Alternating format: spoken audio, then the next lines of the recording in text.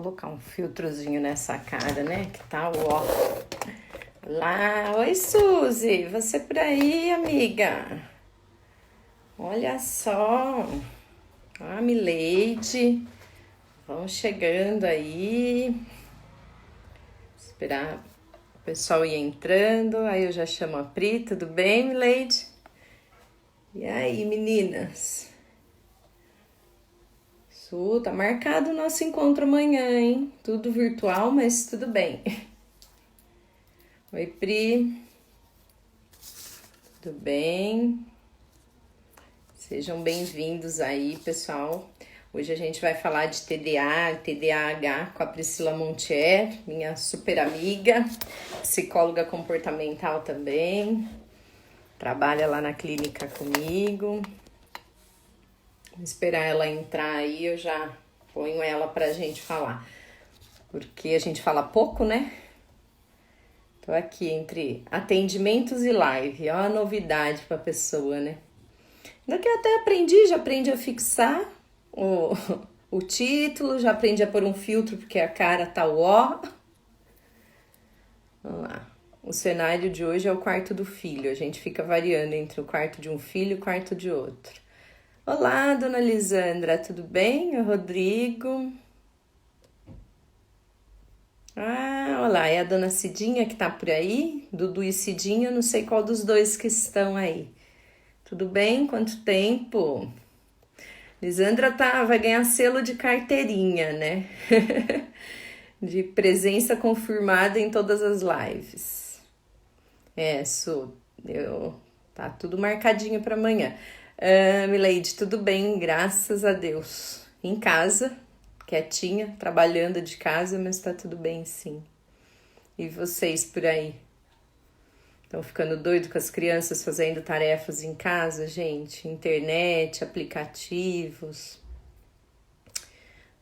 Hoje a Pri vai falar de TDA e TDAH. Para essas crianças está muito mais difícil, e esses pais também, né? Trabalhar com as crianças de forma virtual em casa, até porque alguns estão tendo poucas oportunidades para queimar aí energia, né? Vamos lá, vou esperar a Pri chegar aqui. Doidinha já, né? Imagino, Mileide. Imagino. Até que não posso reclamar, não. Os nossos já são grandinhos, já estão se virando um pouco mais, né? Fico pensando nas mães com criança pequena e mãe trabalhando.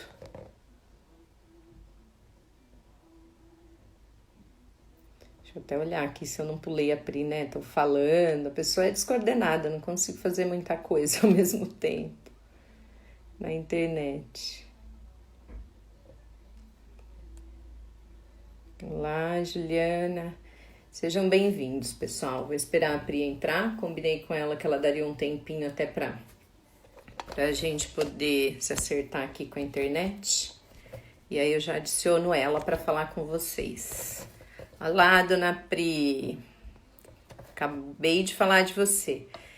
Manda a solicitação aí, Pri, que eu já libero para você. E eu juro que eu já paro de mexer com o celular também, gente. É que o negócio tá caindo aqui. Nem o suporte, que é mais trabalhar. Pronto, Pri. Tá chegando. Aê, garota! Aê! Deu certo! Viu? Nem é tão difícil. Desmistificou o negócio, né? Olha lá, tá vendo? Olha lá. Eu tô vendo já minha amiga aí, a Meire entrou. Olha lá, tem outras amigas aí. Tá Deve ter vendo? outras. Olha lá. Não, toda live que a gente começa tem um viva, um e, né? Eu tô me sentindo tão da velha guarda, Pri. Não, eu falei, meu nunca Deus. imaginei na vida que eu fosse fazer uma live, entendeu? Olha lá. Ô, Pri, tem tanta coisa que a gente não imaginava que ia fazer na vida e que tá tendo que fazer, né? Nem me fale, menina. E, assim, esse Covid, não sei pra você, mas o Covid pra mim deu uma guinada, assim, sabe? Então eu tive que entrar em aspectos, assim, que eu nunca pensei que eu fosse fazer. Eu não sou, você me conhece, eu não sou muito de postar, de responder o WhatsApp, entendeu? Mas aí eu falo, a minha mãe fala, né? Quem não se adapta, né? Se Uhum. adapta. Quem não se adapta, não vai, né? Não Então, é? toca o barco, vamos aí. Então vamos se adaptar logo, porque senão, né, tadinho. A gente Mas acaba ficando, né? é isso mesmo. Eu estava falando aqui pro pessoal, ó, o cenário hoje é o quarto do filho, cada hora eu tô num quarto. Aqui também. As crianças estão fazendo aula de inglês, que deve estar acabando daqui a pouco. Então, enfim, cada um vai ficando para um canto, né? Aqui em casa também. Ao invés de usar o escritório, eu estou usando um quarto de improviso aqui embaixo. Vai Não é? fazendo do jeito que dá, né? Às vezes a gente faz a sessão com o paciente da cama, às vezes do chão, porque a coluna não aguenta mais essas cadeiras, né? Ó, olha lá, a Pri tá dando um oi para você, Pri. A outra Pri tá dando um oi para Oi, você aí. Pri! Ai, que linda! Vamos Viu? aí, Ó, né? eu estava aqui falando para o pessoal, então, né, que o nosso tema hoje vai ser um bate-papo mesmo, do jeito que a gente gosta de bater o papo quando a gente se encontra nos corredores ou porta do banheiro na clínica, né?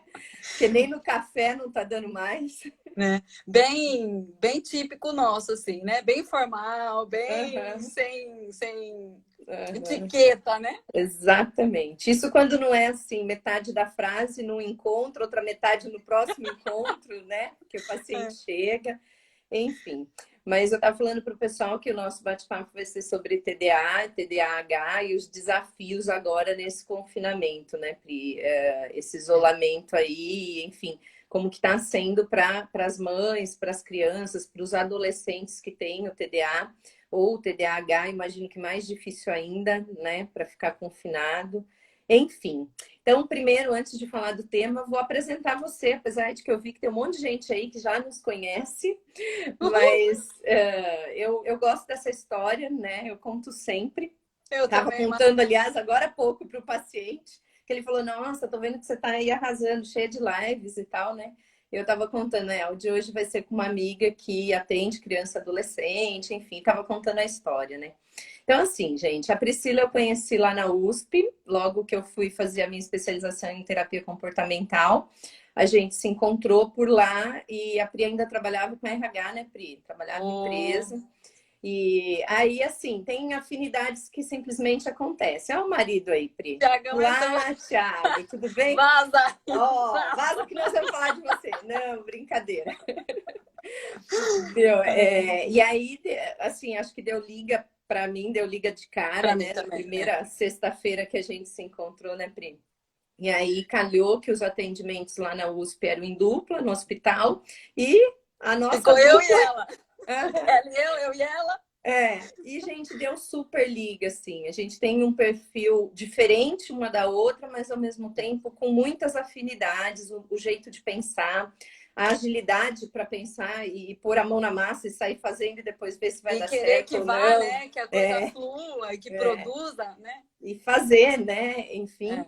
E aí, lá pelas tantas da nossa pós, nem lembro quando, a Pri já queria engravidar, já estava planejando engravidar, e aí É. queria fazer a transição para a No clínica, né? meio, É, e aí no eu falei, bom, meio, então você vai engravidar e vai querer trabalhar com consultório, então o que que você acha de trabalhar em Indaiatuba, né? Bora é. atender em Indaiatuba? Eu não quero mais atender crianças, adolescentes, e aí vou te passando os Você casos. já estava, né, com esse projeto de dar Sim, uma sim. especificada no público, né? Isso, foi bem naquele ano que eu falei, É. não, chega, vamos fazer essa transição. Aí eu convidei a Pri topou, lá, né? Aí Nossa, terminou eu a lembro, pós-grávida. o Luca era pequenininho, eu ia a Babá, lembra? Aham, E o Luca aham. ficava lá, tinha um lugar super gostosinho para eles ficarem, e eles ficavam lá, É, então entre um atendimento e outro eu cuidava dele, entre um é, atendimento e outro a gente fazia supervisão, a gente conversava, E aí e foi indo, assim, né, Pri? começou uma linda história de amor. Foi Nossa, mesmo, foi rapidinho e assim, a Pri tá aí, né, com a gente desde então. Quando eu falei agora, recentemente, um ano e meio, dois atrás, que eu ia montar a minha clínica e sairia lá do espaço que a gente é adorava verdade. trabalhar, não tinha nada que reclamar, né, Pri?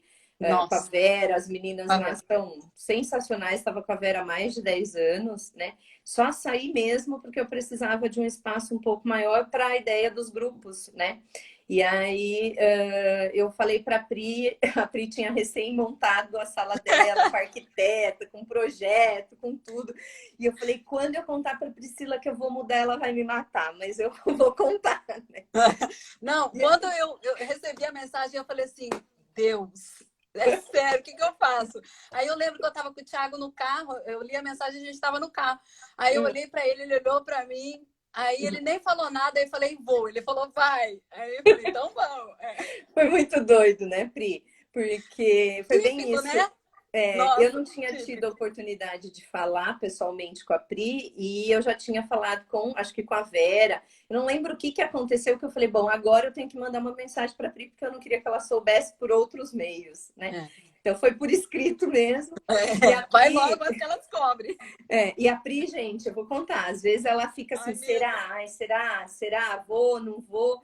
E aí ela foi tão rápida, tão assim, vou junto. Ela não sabia onde, endereço, local, valor, não sabia nada. E ela falou, nada. vou. Nem se os móveis iam caber. Nem é. E aí eu falei para ela, Pri, mas você acabou de montar os seus móveis. Ela virou para mim, ela falou assim, o que você vai fazer com os seus? Eu falei, eu vou desmontar e vou levar. Ela falou, eu também. E foi, né, Pri? Boa. Mas não é, é que é uma afinidade, assim, ó, foi o que você falou, né? Para você, assim, para mim é também. É uma afinidade, é um vínculo, né? Tão de confiança, que você fala, eu não sei para onde ela vai. Mas se ela vai, certeza que é bom, então eu vou junto, entendeu? Então, é meio isso, é uma confiança, né? E deu certo, e aí, tamo né, junto. Pri? Deu No fim super ficou certo. super legal o espaço, porque eu também não sabia como que seria no fim das contas, né? E O deu certinho. grupo, o grupo é ótimo, o pessoal também é muito legal, enfim. A equipe Essa ficou bem boa também. essa é A a gente nossa quase não se história. fala, mas ficou bem boa. Exato, a gente se fala mais no virtual do que encontrando, né? Mas assim, e a Pri tá aí, a outra Pri também, que trabalha lá com a gente, já tem live agendada aí para as Opa. próximas semanas, né? Enfim, essa é a nossa história, mas vamos falar de TDA? Vamos, né? E E você aí, sabe Pri? que o TDA é uma história de ódio e amor, né? Então, o TDA, eu acabei descobrindo, eu sou, né, déficit de atenção e hiperatividade, eu acabei descobrindo que eu sou por causa do consultório. Ficar sentadinha, escutando os pacientes falarem e não poder interromper ou ter que ter aquele olhar um pouco mais a longo prazo, era difícil para mim, né? É ainda Quem até que hoje. contou para ela, né, que ela tinha TDA? Né? Não dá nem para perceber, né? Quem que contou? Não, porque eu lembro que E foi aí numa supervisão, a gente conversando sobre isso, né? A história do vai fazer terapia e tal. vai fazer terapia e eu vou, né? É. Vou. E não caí até o dia que a Marcia marcou, lembra? Marcou, agora você vai. Eu não lembrava disso. Foi você que contou aí que eu lembrei. Eu não lembrava que eu tinha marcado. E daí fui. Então, o déficit de atenção é assim, é um amor e ódio, porque o déficit de atenção me enriquece muito na clínica. Né? Então, tem muitas características que você acaba discriminando, que você nota e que você vê no outro, você vê aquela criança com uma dificuldade e você vê os pais, né, sem saber o que fazer, porque você cuidar, você ser tutor de uma criança que é déficit de atenção, é difícil, porque muitas vezes a gente não sabe o que fazer. Então, a gente não consegue diferenciar o que é preguiça do que é realmente parte do quadro, né? Então, eu falo assim que o déficit de atenção, o que mais a gente ouve falar das pessoas que são déficit de atenção e de repente ainda não sabe que são déficit de atenção é que não dá importância, não liga, parece que você está falando com a porta, você fala 300 vezes a mesma coisa, a pessoa parece que está no mundo da lua, né? Então, isso é o que você mais escuta falar. Mas na realidade, o déficit de atenção, ele é um transtorno e ele é um transtorno assim sério, né? Ele é um transtorno neurofisiológico.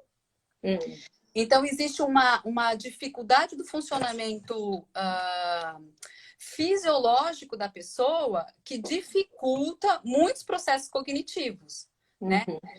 Então, aí, por exemplo, na década de 60, não se falava em déficit de atenção, se falava em lesão, Se percebia essa falta de atenção, mas ainda não se sabia o que era, né? Uhum. Então, o diagnóstico do déficit de atenção ele é super recente. Então, ele veio por volta da década de 80. Aí se começou a falar em déficit de atenção, hiperatividade. Ô, Márcia, me interrompe, porque você sabe que eu falo, mas não pode cobra, ir. né? Uhum. Então, você me interrompe. É. Então, depois da década de 80 que veio essa coisa do diagnóstico com critérios, né? Com características de déficit de atenção. Uhum. E no meio desse monte de sintomas do transtorno, o déficit de atenção acaba se confundindo com outros. Então, eu acho que a maior dificuldade dos pais é saber o timing de falar assim, bom, eu vou levar a fazer uma avaliação neuropsi, ou eu vou me preocupar, ou eu vou dar atenção para isso, porque realmente é uma dificuldade, não é preguiça. Então, eu acho que a maior dificuldade dos pais está em diferenciar esse timing, sabe, de procurar ajuda, né? Mas falando um pouquinho da dificuldade fisiológica, o hormônio, na verdade, não é um hormônio. Quando esse hormônio está no cérebro, ele é um neurotransmissor, né? Então, esse neurotransmissor que tem uma dificuldade de ser processado é a dopamina. Então, eu dou o exemplo assim, ó, imagina um caminhãozinho, tá lá na pistinha, né? Daí ele tá transportando a dopamina. Aí ele chega num determinado momento e não tem ponte. Então, você não consegue transportar essa dopamina para o lugar que ela precisa para poder executar aquilo que ela precisa executar no cérebro, entendeu? Então, existe uma dificuldade porque você não tem as ferramentas necessárias para o cérebro funcionar da maneira adequada. Tá? Aí lá eu planejei assim de falar sobre jogos lá no final, né? Mas tudo bem que aqui é assim mesmo. Mas a dopamina, ela é interessante, por quê? Porque ela também entra na área dos jogos, que é uma questão muito trazida pelos pais, né? E aí eu queria fazer essa diferenciação, porque é o mesmo neurotransmissor, só que como esse neurotransmissor trabalha em regiões diferentes do cérebro, então ele tem funções diferentes, tá? Então, no caso do déficit de atenção, esse neurotransmissor, ele trabalha numa região do cérebro que, pela falta dele, faz com que a gente responda a um estímulo de não ter interesse, de não estar prestando atenção por conta dessa falta, tá? Aí jogos a gente vai falar de excesso, porque ele está em outro lugar, entendeu? Então, uma coisa interessante que eu falo também do déficit de atenção é assim, ó, se a gente comparar uma pessoa típica de uma que é déficit de atenção, que tem esse transtorno, a gente fala de um cérebro menor. Então, ele de é tamanho mesmo, Pri? De tamanho. Na região onde se processa determinadas informações, ele é menor. Cerca de 5% menor. E além dele ser menor, olha as dificuldades da pessoa. A gente me inclui, né? A gente tem a dificuldade do neurotransmissor que a gente tem em menor volume. A gente tem cérebro menor. Né? Thiago fala que é cabecinha de formiga, a minha. Mas isso é coisa de marido. É coisa de marido, exato. Tem uma outra característica que é assim, ó. O cérebro do déficit de atenção, ele é hipoativo.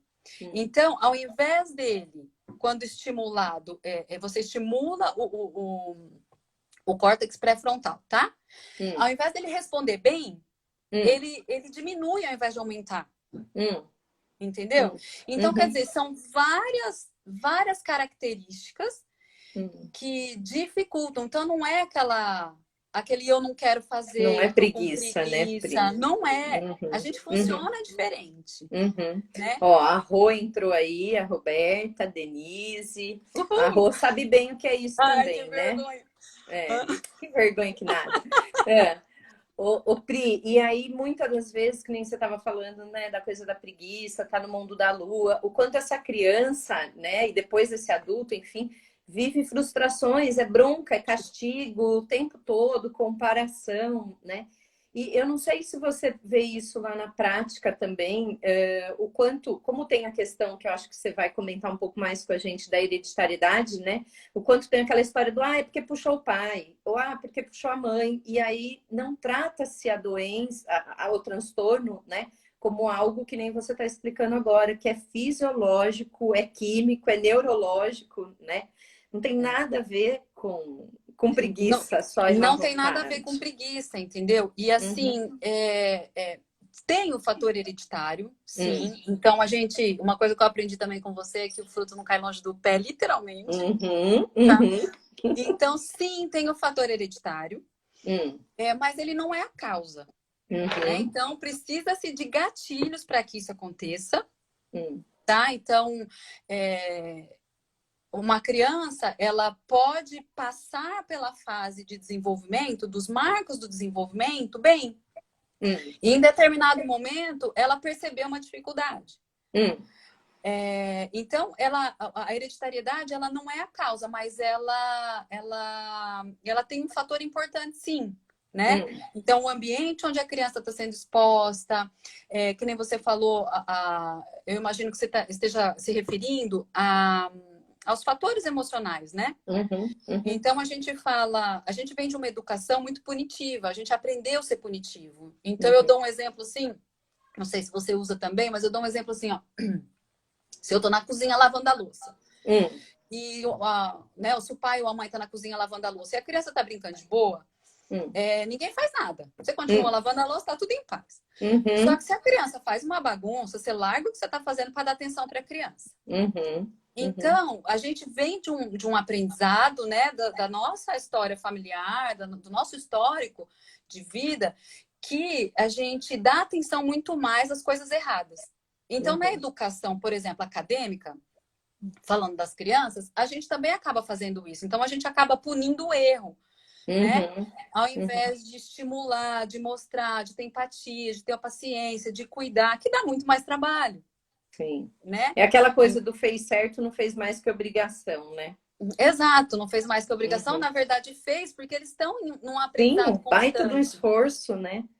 Exatamente. E como é um transtorno, e esse transtorno não tem cura, né?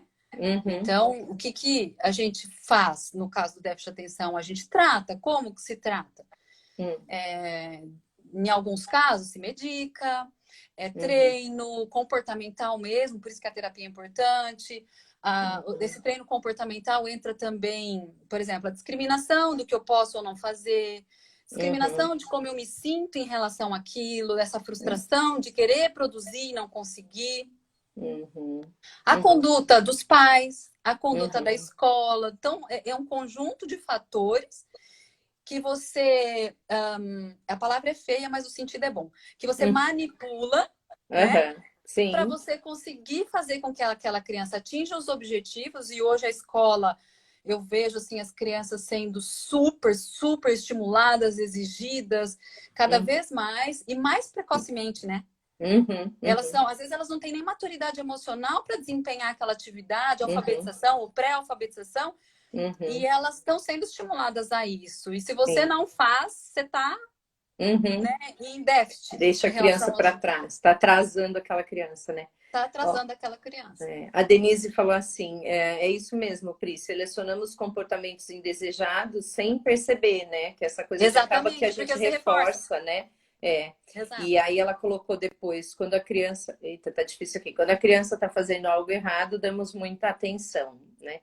E é exatamente isso que você falou, né? O quanto a questão do fiz tudo certo, por mais esforço que eu tenha feito. Nossa, eu fiz alguma coisa aqui que minha cara ficou enorme, né? Um zoom, talvez? Eu sei lá o que eu não me pergunta, eu não sou a melhor pessoa. Depois, se alguém souber, me conta que eu diminuo essa carona aqui, né? Mas é exatamente isso. Quanto a gente acaba sem querer, reforçando, dando ênfase só quando a criança está aprontando alguma coisa, né? E a maneira dela de chamar atenção, já que ela só leva bronca, então vamos lá, né? Vai ser levando bronca mesmo.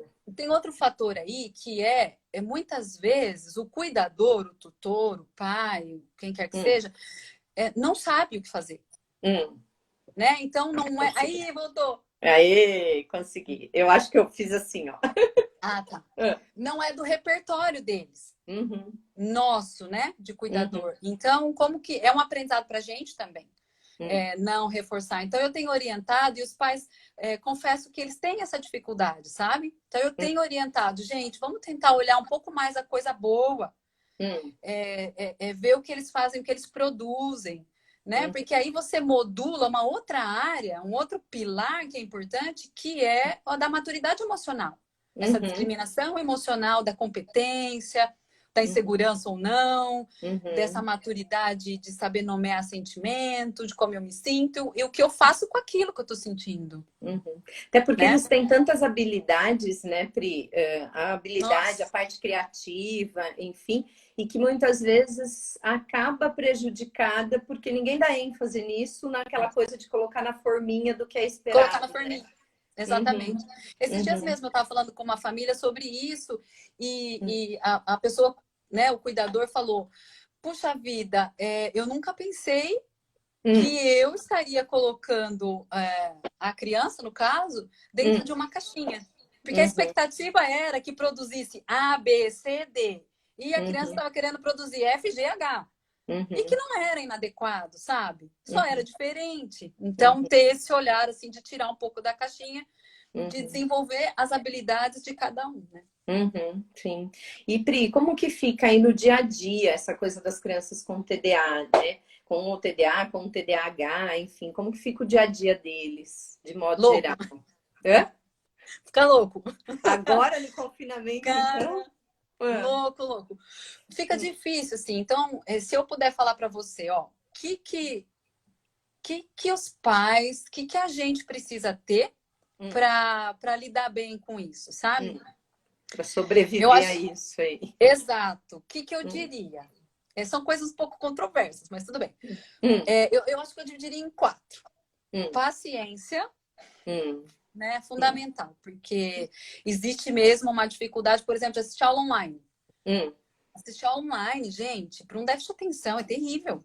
Então você vai e volta na atenção muitas vezes e você não tem o estímulo que te prende, entendeu? Então, se a criança está sozinha na aula e ela perdeu o foco, perdeu a atenção, porque ela tem um time de atenção, o que traz ela de volta? Porque a professora não está ali para saber, né? Então, é difícil. Então, a paciência, eu diria que é uma. Rotina, eu diria que é importante, muito importante no dia a dia, até para os pais conseguirem conduzir as coisas, saber para onde vão, o que vai acontecer e dar essa autonomia para as crianças, né? E dentro da rotina, um pouco de disciplina, porque uma coisa é você ter a regra, tá? Então você tem a regra de horário de almoçar, horário de fazer lição e tal. Outra coisa é você ter a disciplina para cumprir. Porque não adianta nada você ter a regra, né? Muitas vezes a gente vê, eu tento. E aí você vê que não funciona por quê? Porque não controla a regra. Né? Não consegue controlar se a criança está cumprindo ou não. Adolescente, principalmente. Vou te falar que adolescente é mais difícil do que as crianças pequenas. Né? Porque eles são mais rebeldes, né? Então, já tem mais autonomia. Então, às vezes, os pais deixam por conta deles e eles... Só que aí eles circulam, estão ali na aula e mais não sei quantas páginas abertas ao mesmo tempo. Exatamente. Aí tem um que fala para mim assim, quando eu vejo, eu já tô lá no YouTube. Vendo outra coisa, entendeu? Então, consegue discriminar, mas não consegue voltar. E a quarta, para resumir, é a flexibilidade. Por isso que eu disse que era um pouco controverso. Você vem falar de rotina e de disciplina e de flexibilidade? Porque se a gente levar as coisas muito ao pé da letra, a gente vai enlouquecer, né? Então, eu falo que a flexibilidade é assim, 5 minutos a mais, não tem problema. Eu quero jogar um pouquinho mais de videogame, né? Então, diminuir as dificuldades, por exemplo, deles serem adequados. Se a gente fica muito exigente, eles acabam desistindo. Né? De novo, não sei o quê, mas isso, né? Então, se você acaba flexibilizando, eles aderem melhor àquilo. Né? Aí entra naquela história de escolher as brigas, Pri, de escolher quais guerras eu quero lutar e quais hoje eu não tenho energia para lutar. Acho que aí entra um pouco por aí essa coisa de flexibilizar. Por exemplo, num dia que o pai e a mãe também já estão cansados, ou a pessoa que cuida, né, ali o responsável, vai comprar uma briga por algo tão pequeno que no contexto geral não vale a pena. Então, não vale a pena. Flexibiliza ali porque e vamos é ser mais felizes. Não é errado. E faz parte. Eu também tenho uma coisa muito comigo, assim, dos que eu cuido. Eu falo assim, gente, a gente precisa ter claro que o mundo é muito variado. Então, a flexibilidade faz parte dele. Então, como é que a criança lida com essa flexibilidade ou com a rotina? Né? Então, aprender a discriminar quando, por quê, vem de casa, né? Vem do dia a dia. Parece uma coisa complexa, mas no fundo não é tão complexo assim. Né? É mais uma questão mesmo de não ser tão exigente. É possível, tá? Né? Viu? Exato. E aí, Pri, uma dúvida que eu acho que também é bem importante de talvez a gente conversar, esclarecer, porque a preocupação dos pais, né? E agora, né? E a vida vai ser prejudicada por conta do diagnóstico, que nem você falou, não tem cura, tem o tratamento e as alternativas para o tratamento, mas não é uma coisa que a gente tira com a mão, até porque a ideia não é dopar nenhuma criança, né? A medicação, muitos pais são contra, né? Dela. Mas como que é, né? A vida fica, não fica prejudicada ou quanto fica? A Rô tá falando assim, quando a mãe já tá morta. Quando a mãe já tá morta, gente, olha. Olha, Roberta... amiga. Nossa, e ela tá fazendo um esforço que, olha, a gente nem te conta, né, Rô? E já faz tempo, hein? Mas ela tá ali na dança das cadeiras, a Roberta. Sabe? Sai um da cadeira e entra o outro. Ai, meu Deus, tô meio por fora, né? Mas enfim, como fica a vida? Respondendo assim a sua pergunta, a pergunta é se a vida vai ser prejudicada, né? Isso, É assim, olha, diria que não e sim, tá? Não por quê? Porque a gente se adapta.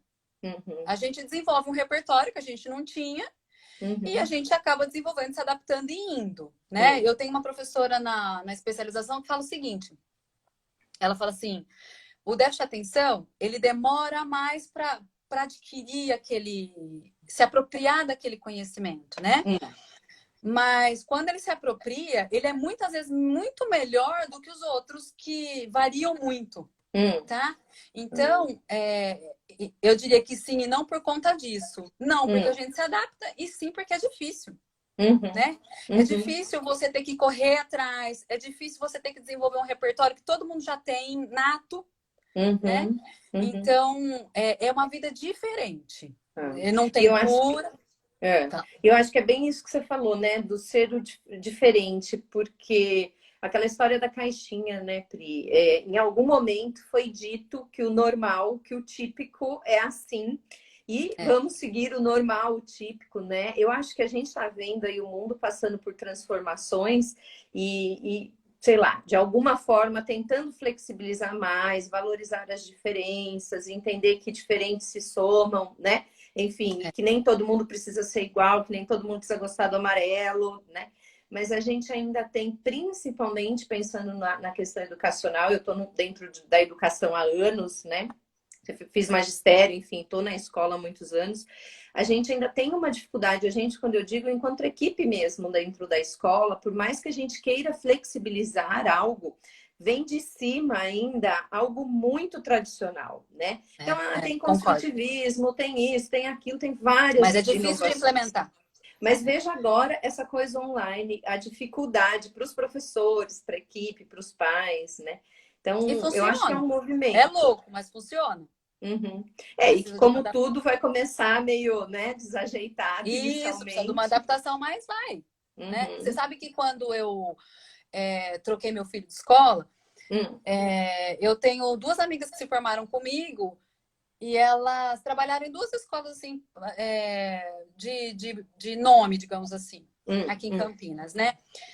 E aí eu, num bate-papo com elas, falei assim, o que você acha da escola A, o que você acha da escola B? Aí uma delas falou assim para mim, a escola, tem uma determinada escola que é mais construtivista, mais tal, falou assim, você não pode deixar de notar que o nosso sistema de avaliação vestibular, né, lá na frente, entrevista de emprego, ainda é formal. Entendeu?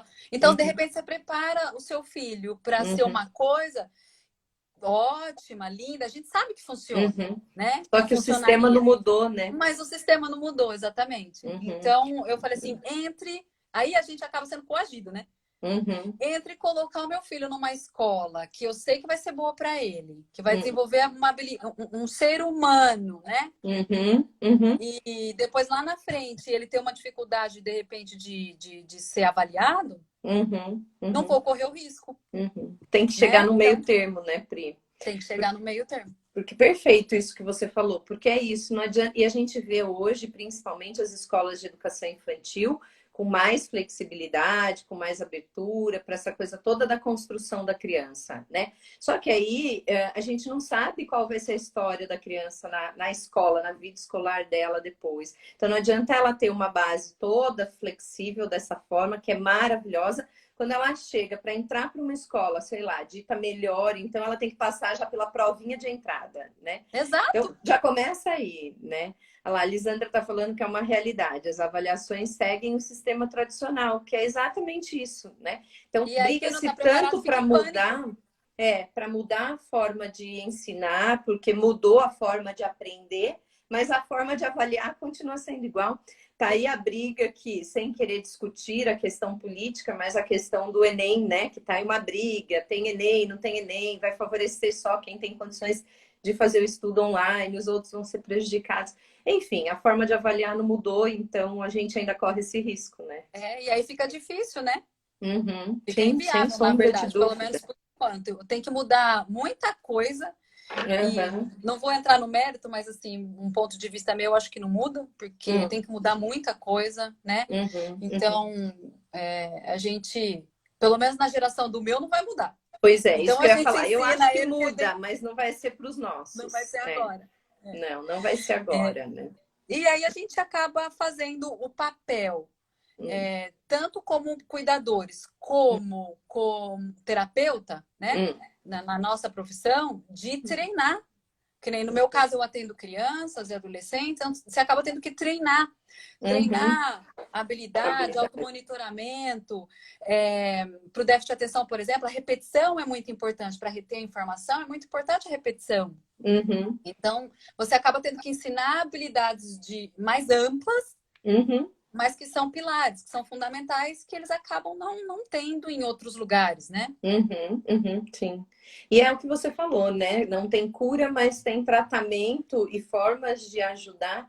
Porque inicialmente penso eu que seja a coisa do tratamento, até porque tem que sanar alguns danos que vieram antes do diagnóstico, né? Que meio que se cristalizaram ali, enfim.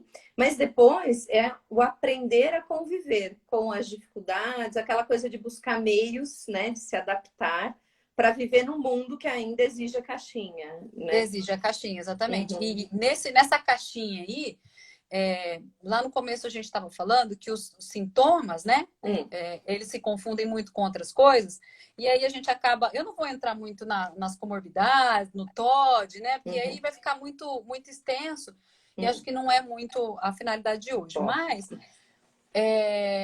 entra uma parte importante que é a parte emocional. uhum, Então, quando os sintomas se misturam, a gente fala, por exemplo, de ansiedade, uhum, uhum, de insegurança. uhum, Então, pais que são punitivos, que são bravos, que não reforçam, que estão sempre olhando o erro, criticando, eles, sem saber, eles desenvolvem na criança uma crença de que nunca tá bom, de que uhum, eu realmente não consigo, não vai uhum, dar certo. E aí chega um determinado momento lá na frente, uhum, os pais começam a ver essas características aparecendo nos comportamentos, né? uhum, Nas uhum, escolhas deles, por exemplo, na adolescência, eu não sei o que eu quero, eu não, tanto faz, o que você quer, que vestibular você quer, não sei, né? uhum, Porque uhum, essa firmeza faltou um pouco lá atrás uhum, e fica essa insegurança uhum, neles. Então, se cria uma crença de que eu não posso, de impotência, de que não vai dar certo por conta disso. E a uhum. ansiedade vem por causa disso também, né? Aí a autoestima, né? Lá embaixo. Autoestima. Uhum. E, Exatamente. e uma vez judiada essa autoestima para ser cuidada, né, e resgatada, dá um trabalho e tanto, né? Porque aí a E gente fala, muitas. Oi? Eu ia falar de crenças, né? Crenças de desamparo, crença de desamor, né? Sim. E na verdade aí, né, Pri, eu entendo o quanto é importante o papel do terapeuta, do psicólogo nessa situação, do psicopedagogo, da professora, do professor, enfim, às vezes o suporte com o professor particular, porque até identificar as dificuldades ficou uma defasagem para trás, né? O quanto tudo isso é importante, é fundamental no auxílio e o quanto essas famílias também precisam da orientação, né? Justo. Porque aquilo, a gente já não sabe ser pai e mãe, né? Já não vem com manual. E aí a gente tenta fazer o que fizeram com a gente, super que é o que a gente diferente, sabe, né? Não funciona. Então, o quanto essas famílias também precisam dessa ajuda, né?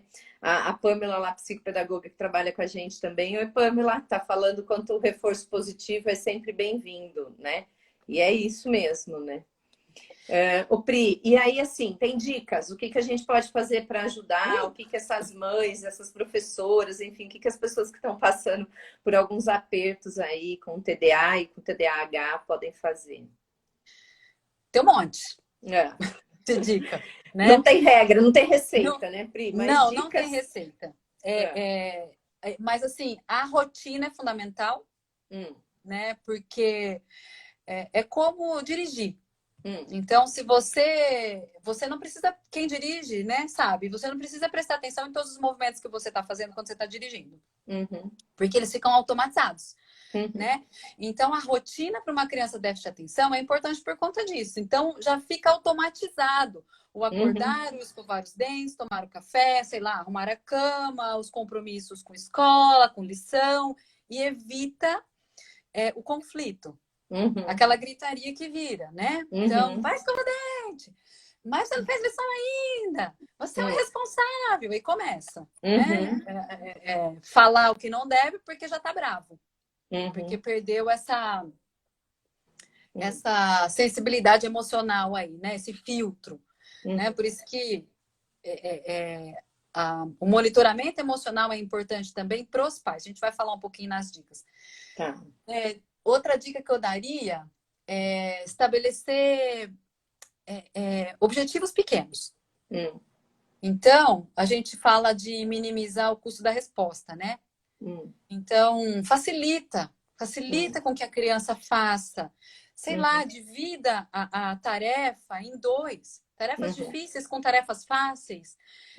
Metade de manhã, metade de tarde. Acompanhe. Faz junto, sabe? Note falando um pouco assim, especificamente o déficit de atenção, né? Falando nisso, vou voltar lá no começo. A gente não falou da diferença. É verdade, do TDA e do TDAH, né? E viu, deixa eu aproveitar e pedir, eu vi que a Pamela mandou uma pergunta pra gente aqui numa caixinha que eu nem sabia que existia. Mas, Pamela, coloca a pergunta aí nos comentários que aí a gente lê, porque eu li, mas eu leio e não vejo a Pri. Eu não sei usar esse treco aqui ainda, não. Põe essa pergunta não, fica pulando, não dá tempo. Ela tá numa caixinha fechada. Põe ela aqui pra gente, Pamela, por favor. E depois, Pri, a Andressa tá perguntando se é possível falar um pouco sobre isolamento no TDA adulto, tá? Tá, vamos falar assim. Vou só falar da diferença, né, dos déficits de atenção, porque assim, ó, a gente tem um montão de sintomas junto, tá, gente? Então, ó, é o déficit de atenção puro, o predominantemente desatento, né? O predominantemente hiperativo impulsivo e o misto. Então, dificulta a gente conseguir perceber, né? O que é o quê, quando é o quê, se é, né? Então, dificulta um pouquinho. Mas, como que a gente faz para saber se é, se não é? Eu falo sobre intensidade do sintoma, quão forte ele aparece, quão hiperativo, por exemplo, a pessoa não consegue ficar sentada que nem eu. Eu tô aqui, eu já me mexi 300 mil vezes, né?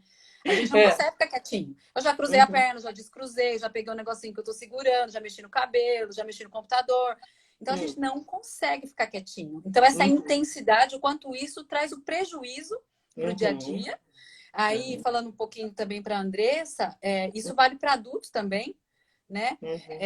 Se é só desatento, então, a atenção, tô aqui conversando com você, aí eu tô olhando para lá, ok, eu tava aqui, né?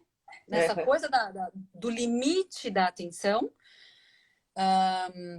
O hiperativo com impulsividade, porque ele pode ser hiperativo, né, agitado, mas não necessariamente impulsivo.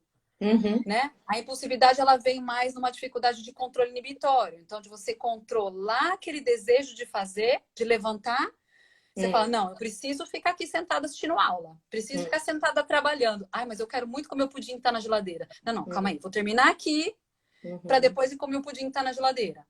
O né? impulsivo já não consegue fazer esse controle. Não consegue, ele vai não comer consegue. o pudim, ainda se bobear na frente da professora. Exatamente. E aí entra um pouco TOD, né? Entra umas comorbidades aí, tá? E o misto, gente, é tudo. É tudo. E aí gera uma dificuldade, um estresse. Então, a intensidade com que isso acontece e a frequência com que isso acontece traz os prejuízos. E aí a gente começa a perceber, né, se é ou não, né, a diferença entre uma criança que é tipicamente, que ela é típica, que ela é normal, mas de uma, ou melhor, de uma que não é, né? São essas características aí que diferenciam. Eu estou sob controle da pergunta da Andressa, não posso esquecer. Mas eu volto lá, pode ficar tranquila. E assim, né, Pri, bom lembrar aí com tudo isso que você está falando, que o diagnóstico é baseado em avaliação de repertório mesmo, são questionários, protocolos, não é um exame físico, não é um exame de sangue, não é um eletro, né? É bem comportamental. Pela minha experiência dentro do ambiente escolar, o que a gente sempre, né, observa aí ao longo dos anos todos, desde que o TDA foi assim amplamente divulgado, né, é muito mais fácil identificar um TDAH, é rapidinho para você saber que aquela criança é hiperativa, que aquele professor é hiperativo, que aquele adolescente é. E o desatento, como muitas vezes ele é bonzinho, é aquele aluno que fica quietinho na sala. Passa batido, né? Então, muitas vezes passa batido, tem a coisa da prevalência ali entre meninos e meninas, né? As meninas normalmente são mais do desatento, os meninos mais com hiperativo, né? Que eu acho que é bom, né, a gente dizer, porque tem muito disso no contexto escolar, fica muito claro o quanto o hiperativo não é só no escolar, né? Em qualquer ambiente você vê de longe o hiperativo, né? E o impulsivo, então, que coisa, né? Você não precisa nem perguntar nada para fazer o diagnóstico, né? Mas o que é importante que é aquilo que eu gosto de falar sempre, independente das queixas, que eu brinco sempre, que de médico louco todo mundo tem um pouco, né? Que a gente vai considerar quando é o que você falou, está causando prejuízo. Então é um transtorno porque está causando transtorno de alguma forma, né? Exato, porque todo mundo vai se identificar com desatenção em algum momento, vai se identificar com um período mais hiperativo, mais impulsivo. Isso. Por isso que tem um inquérito todo, né? Um questionário. Enfim. E assim, se eu não estou enganada, o DSM fala de 9 sintomas, tanto para desatenção quanto para hiperatividade e impulsividade. Tem que enquadrar em 6, né? Isso. Então, quando eu faço, por exemplo, um inventário, que é um questionário, eu sempre monitoro 6. Né? Não precisa ter os 9, mas se ele tem 6, a gente já começa a levantar uma hipótese.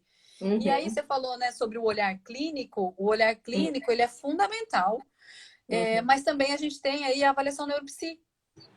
Que na avaliação neuropsicológica a gente consegue mensurar as habilidades e as dificuldades das pessoas, né? Porque pode ser desde uma criança de 0 anos, né, pequenininha, até idosos, né? Não tem idade para fazer avaliação neuropsi. E aí, em cada faixa etária, você tem as médias. Né? Então, aí você consegue mensurar as habilidades e as dificuldades através da avaliação neuropsi. E o déficit de atenção está, né, dentro desse escopo de avaliação. Também é uma forma de mensurar, né? De conseguir ter mais certeza. Até porque aí vai dar direção para o processo de tratamento, de habilidades, de treinos, enfim.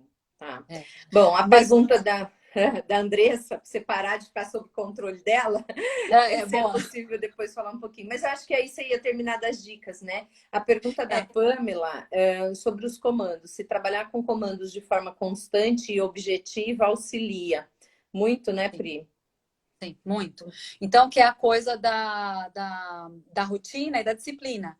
Então, para o déficit de atenção, um ponto importante que ela falou é comandos. Quanto mais você tenta explicar, então é a história do córtex, lembra? Então, quanto mais você estimula, menos ele funciona. Dá um tilt no negócio, não funciona. Então, comandos simples.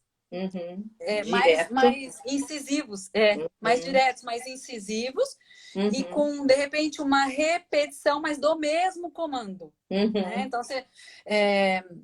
eu vejo muito assim, ó, explica de um jeito, daí tenta explicar de outro jeito, daí tenta explicar de outro jeito, daí tenta explicar de outro jeito, e a criança ficou toda confusa. Quando ela está conseguindo caminhar com aquela primeira forma de explicar, vem a segunda, bagunçou tudo. Exatamente, exatamente. Então, ser mais específico é uma forma bem boa de fazer com que o déficit de atenção caminhe. Então, quando eu falo também de estabelecer pequenos objetivos, é isso, facilitar, né? Para a criança, agora eu estou falando da criança do adulto, porque agora já, né? É criança e adulto. Quanto maior o objetivo, você quer atirar para todo lado. Então, se você for mais incisivo, você consegue ser mais específico e galgar muito mais rápido. Né? Então, voltando na dica, né? O déficit de atenção ele tem um limite de atenção. Então, perceber qual que é esse limite. A gente fica, por exemplo, 10 minutos produzindo, produz. Aí você percebe que começa a dar um incômodo. Levanta. Levanta, vai tomar uma água, estabeleça, sei lá, 5 minutos. Sabe, o adulto pode se organizar no tempo, por exemplo, de trabalho. Né? Ele sabe que ele precisa entregar aquilo num prazo X, então você se organiza, gerencia o seu tempo. No caso da criança, você estabelece para ele, para a criança. Ó, vamos levantar, vamos beber água, quer fazer xixi, vamos fazer um lanchinho. Traz para a mesa. Eu acho que uma coisa de desmistificar de dica também é fazer duas coisas ao mesmo tempo. A gente tem um preconceito de se fazer duas coisas ao mesmo tempo enorme, que isso não é atenção. Eu faço 32 coisas ao mesmo tempo. Olha lá. Tá? Então... A minha mais velha tá aí, ó, acabou de entrar na live. Oi, mocinha, nessa live você pode ficar. Na outra, com a Denise, eu expulsei ela, nessa ela pode. Porque ela é uma que gosta de estudar ouvindo música, que põe o celular do lado. Deixa, porque a gente fala de ser tampão. Então, ao invés de você ficar sob controle de vários estímulos, você estabelece um que não te incomode, ele vira um tampão e você consegue ficar mais tempo concentrado. Entendeu? Mexer na caneta, comer coisa crocante. Então, você está fazendo lição, você está lá ou trabalhando, você está com uma coisa aqui, tá? Porque vira tampão, não vira distração. Que legal, ó. Mãe, não me expõe assim, já foi, filha. Você, falando isso para sua mãe. Ela conhece a mãe que ela tem. Se ela entrou aí, ela sabia que, né, ia ouvir alguma coisa. Viu? A Andressa também se identificou ali, né? Ela também.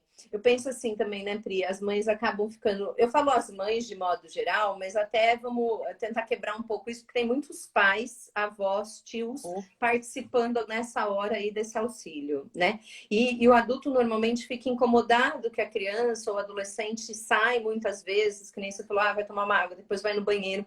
Seria legal delimitar, né, a coisa dos combinados. Então, por exemplo, vai ter um período de 1 hora de aula. Nessa 1 hora você tem a possibilidade de sair daí 2, 3 vezes. Enfim, é legal combinar com a criança para que ela não faça disso uma festa.